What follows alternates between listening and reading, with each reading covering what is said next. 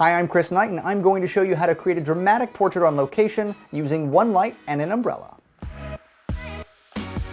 The streets of New York are great for storytelling, but can be busy and distracting. And although I'd be adding artificial light on my subject, I wanted that light to have a soft feel that would match the natural light in the scene. I chose my Profoto B10 Plus with a medium Profoto umbrella deep white with diffusion in order to achieve that look. The Profoto B10 Plus is my favorite location light. It's compact, lightweight, and 500 watt-seconds provides a nice amount of power when I'm using an umbrella outside during the day. The ambient light was softened from the top down, so I positioned the strobe close and above the subject's head to mimic this.